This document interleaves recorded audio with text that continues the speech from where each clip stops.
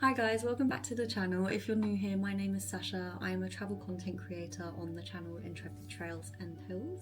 Today's video is going to be a fairly quick review of Africa and my trip and just the goods, the bads, the pros, the cons, the everything. So quick recap. To finish off the Africa vlog, I had one more video that was due to come out, vlog 9, and it basically was just a very quick, I'd say maybe 8 to 10 minutes sum up of the last day, random bits and clips as you've seen on the previous videos of Meg and I, probably some more animals, and then just a quick review of the things that we did. I intended to do a separate video for this, but because I was very stupid and don't know anything about technology or formatting or SD cards, all the footage got wiped. On Saturday night, just gone, I was trying to make some space on my SD card because I don't have a lot of budget for equipment yet, and I only have one SD card. Deleted all the footage. I'm an idiot. I'm so sorry.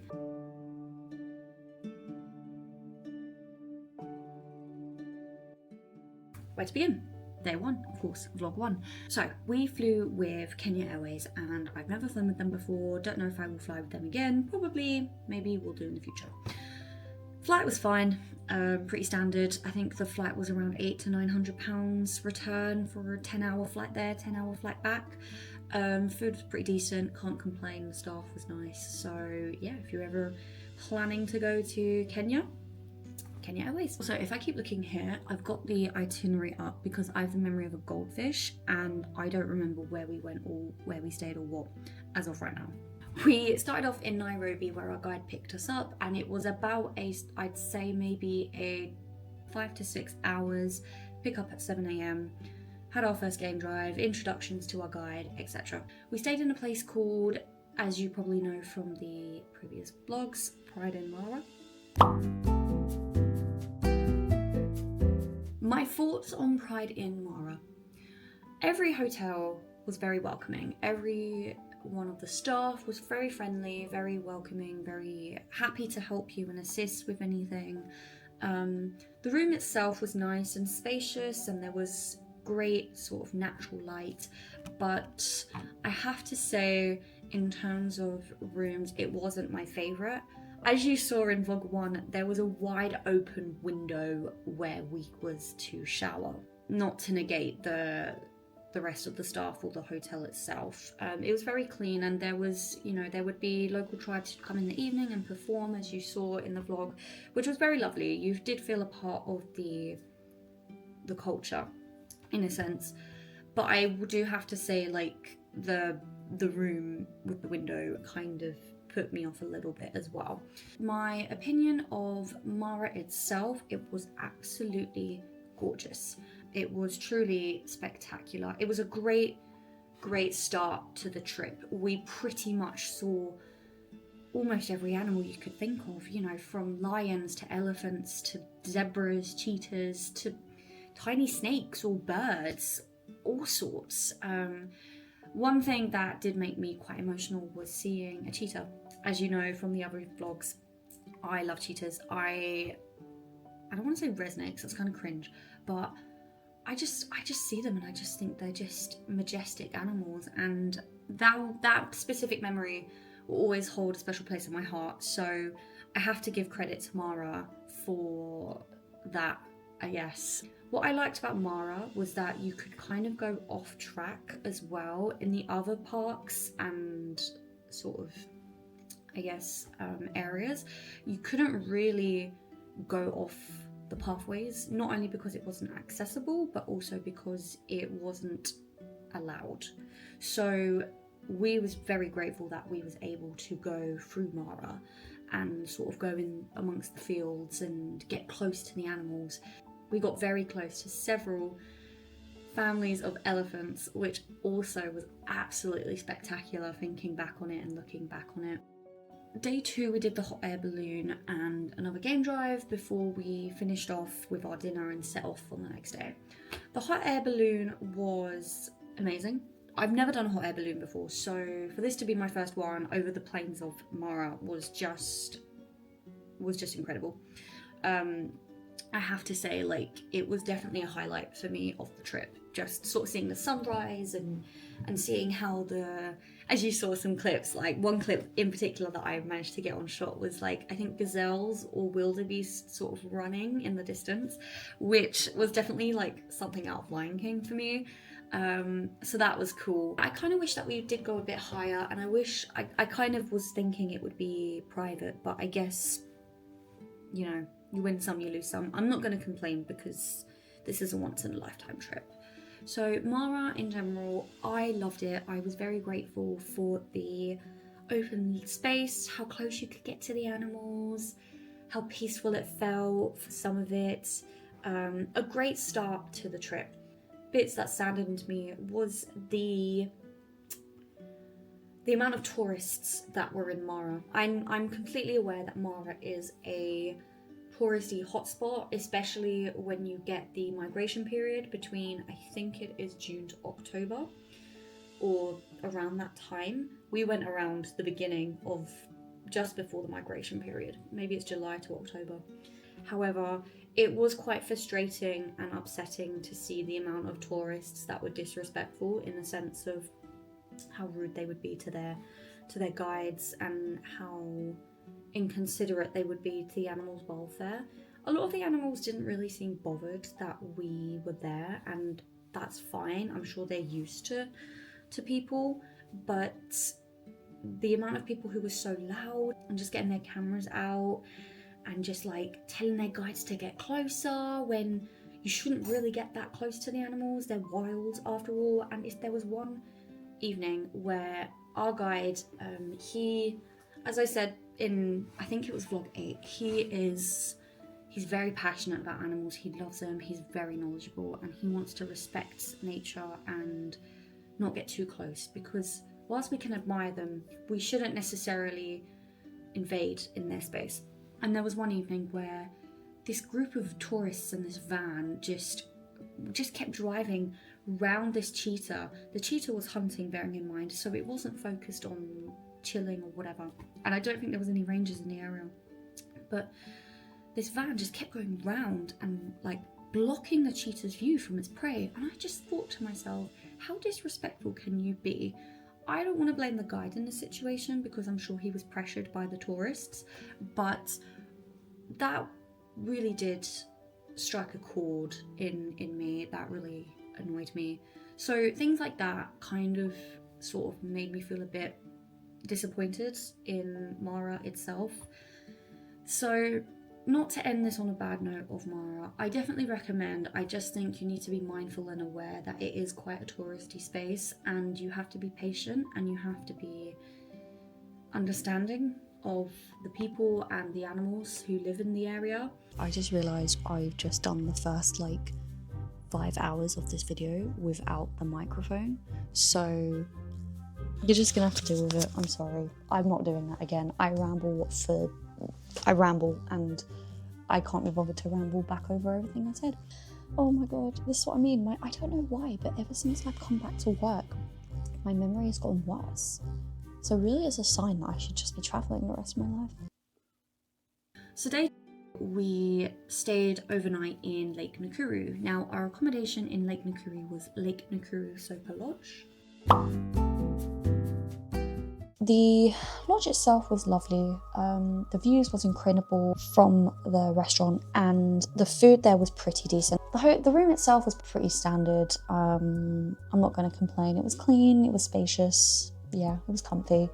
So my thoughts on Lake Nakuru. I really liked Lake Nakuru. I think it was a different kind of atmosphere and environment compared to Mara. Like, as you saw on vlog 3, there were a lot more wetlands, and obviously it's a lake, duh. So there was a lot more different like terrain and foliage and things to see. I think also Lake Nakuru and day 3 was when I really started to get or feel better. As you saw, days 1 and 2, I wasn't well because of the malaria tablets that I was taking. There was tons of birds which I cannot recollect the names of. It was just different. We got to see hippos. I think we saw rhinos in Lake Nakuru as well for the first time, and flamingos. Those are the 3 animals I remember. Obviously, as I said, lots of birds, which was really cool. So yeah, Lake Nakuru was really cool. It felt a lot less busier than Mara. The only thing with Nakuru was that we couldn't really go off track. I mean, so understandable, it's water. So that was kind of a shame, but it was still really cool to see. There was this lion that was just, I kid you not, it was probably the equivalent of like, okay, ow. So imagine this chair is Sasha, right? The lion, I kid you not, was probably like here. Hi. The lion was so close to us, guys, and it was just incredible. Like, I mean, obviously we got close to lions in Mara as well, and the sheer amount of lions we had started to see was just, I can't describe it. I know I keep saying incredible, but it really was. So yeah, Nakuru was nice and chill. It was a nice day. So yeah, that's Nakuru in a nutshell, I guess. The next day, we went from Nakuru to Lake Naivasha.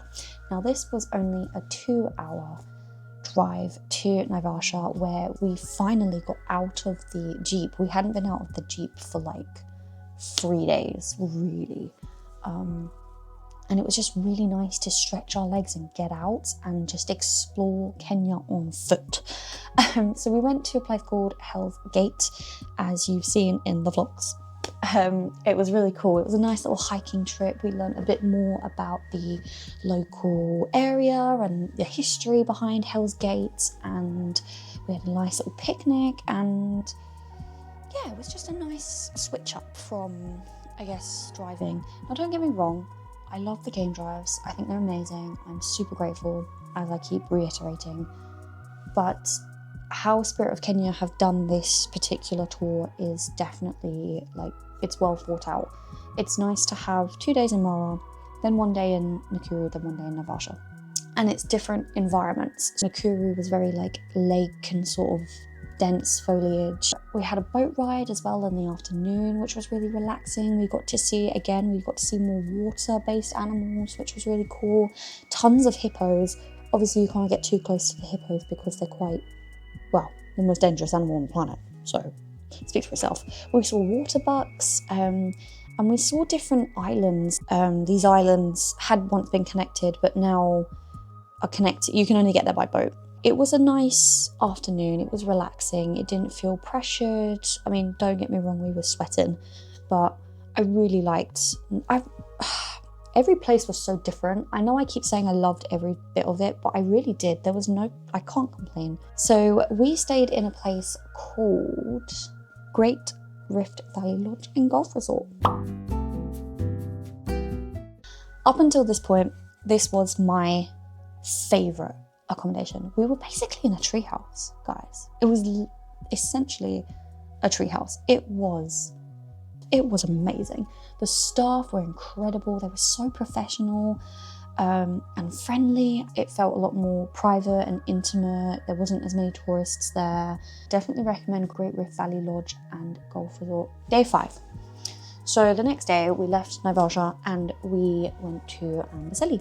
This was a 6-hour drive from Naivasha to Amboseli. We had an afternoon game drive and we stayed in Amboseli Serena Safari Lodge. So we stayed in Amboseli for 2 nights. As for the accommodation, it was decent. It was pretty cool. Amboseli is a very unique place because this particular area has tons and tons and tons and tons and hundreds of elephants, families of elephants that just go across the grasslands. What I liked about Amboseli was not only the elephants, but it just felt very chilled. There was a lot of tourists, but it was just interesting to have different things on different days of the safari itself. Seeing all the baby elephants was absolutely phenomenal. That was a highlight, I think, for Amboseli for me. Yeah, so Amboseli was definitely a unique point in itself, and I'm glad we stayed there for 2 nights. Because it was so big, there was just a lot to see, and we didn't go on the same path twice. So so far, I think Spirit of Kenya had done a good job with the amount of days where they've been planned out and where they stayed. That was a little bit more about Amboseli. As you can probably tell, this me filming compared to when I actually shot Africa, this is months way in the future to when I went. So a lot of stuff is quite hazy. I do apologise, but you're just going to have to deal with it. So the last 2 days after Amboseli was Tsavo West. Now this was a 5-hour drive to Tsavo West where we stayed in Severin Safari Camp. Up until this point, Lake Naivasha was my favourite. The treehouse was incredible, like it was just amazing.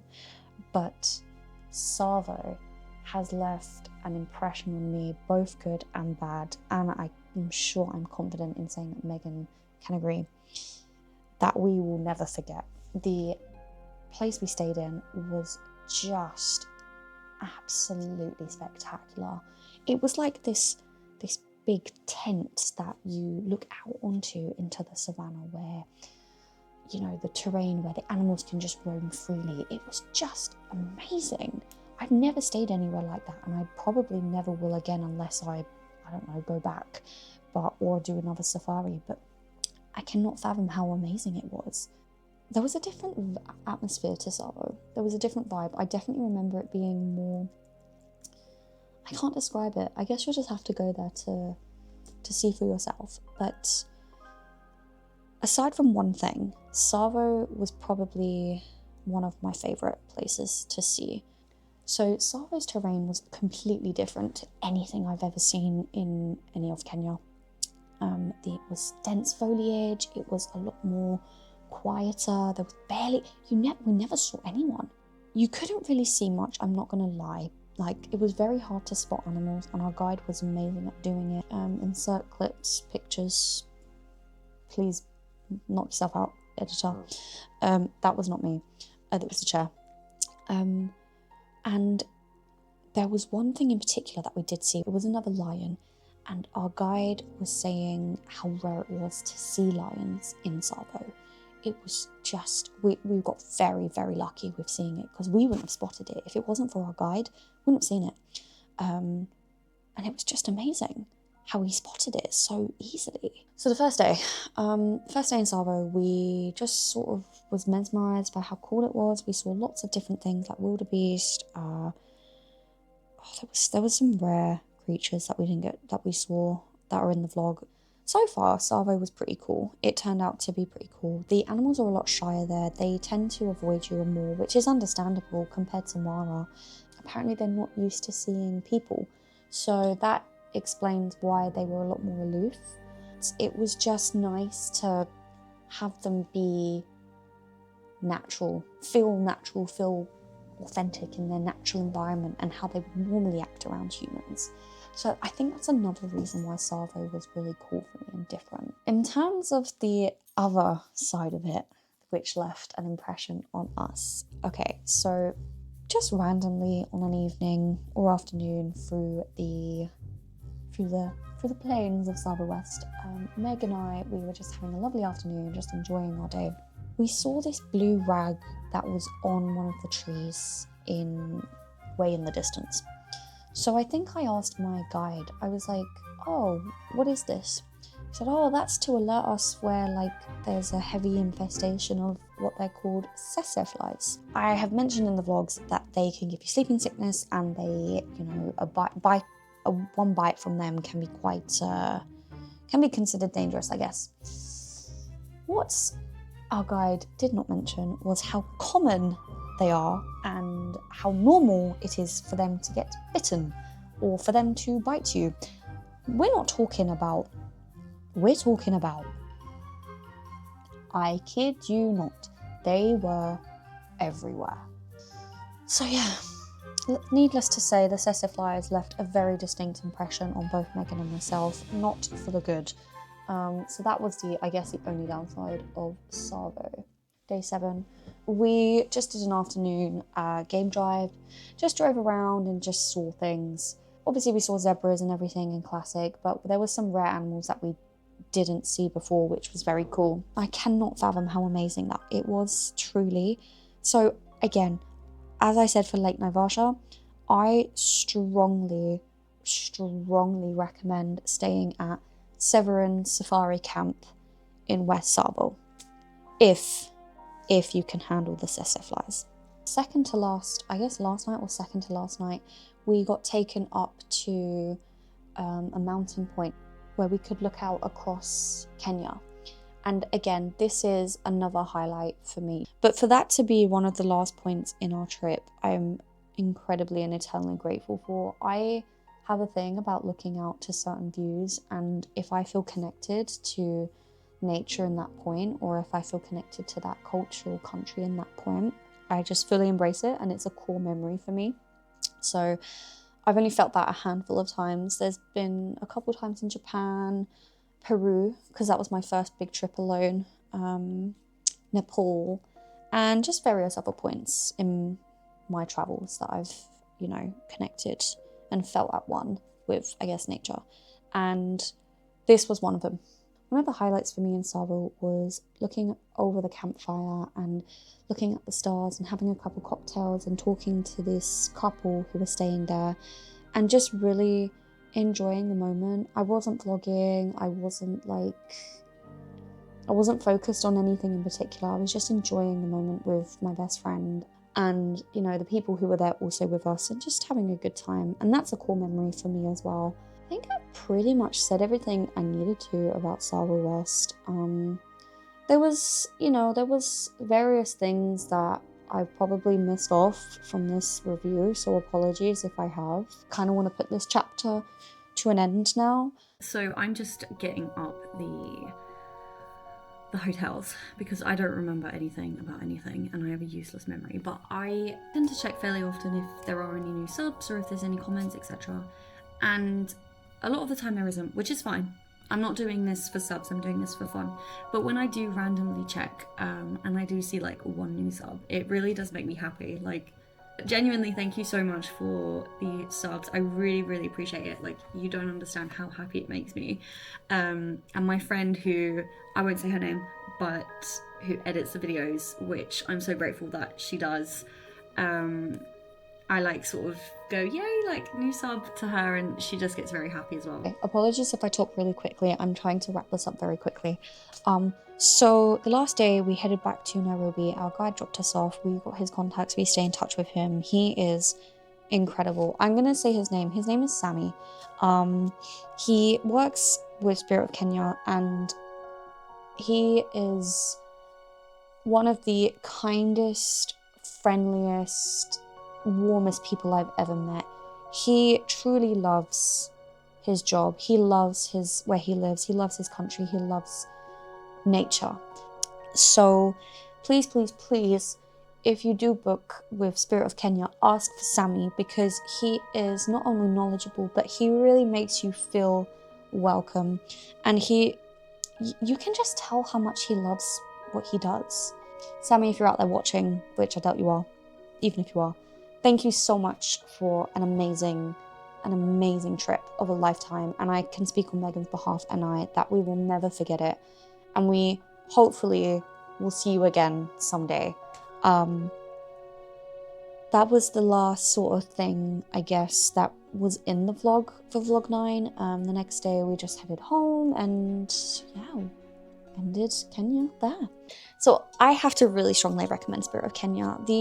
Obviously they're paid to be nice, and this isn't a sponsor, but they were very responsive. They were very helpful. The price for what we got, I would have to say, was pretty average for a safari. Now, don't get me wrong, it is extremely expensive to do a safari. I won't deny that. They are a very good company to go with. They have a variety of tools on their website that you can check out and see.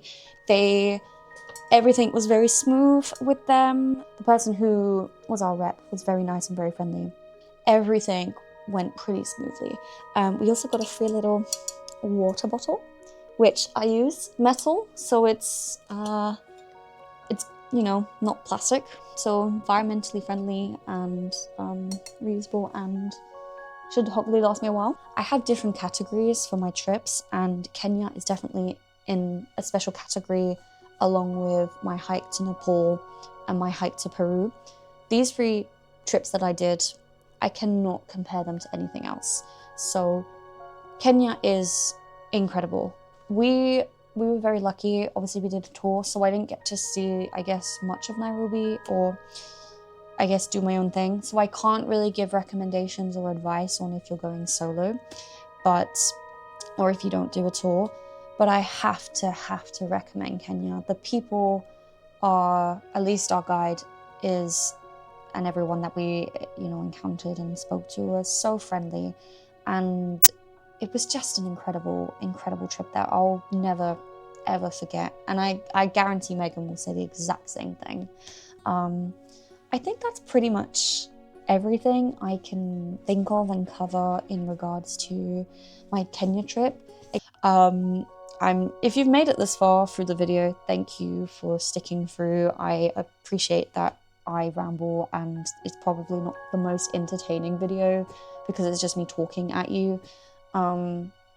But I feel like things like this are important to do as a content creator or a travel content creator, so you can give tips and tricks and advice. A lot of going forward, my videos will be a lot more organized in the sense of I will be able to write things down more and give my full opinions of things. I'll make notes of food and locations. I have a few things in the pipeline, so you stay tuned for stuff that are coming, both short trips and long trips. So we have a lot coming for this channel. I'm excited to see where we go and where we travel and where we go to as a journey. So yeah, I guess that's it. I just want to say thank you for watching again. I truly, truly appreciate it. Whether it's just 1 view, 5 views, 20 views, 100 views, doesn't matter. If you stay tuned and if you watch regularly as well, thank you so much. I really appreciate it. And I can't wait to see where we go next, or where we have been and you have yet to see. Thanks for watching, and I will see you in the next one.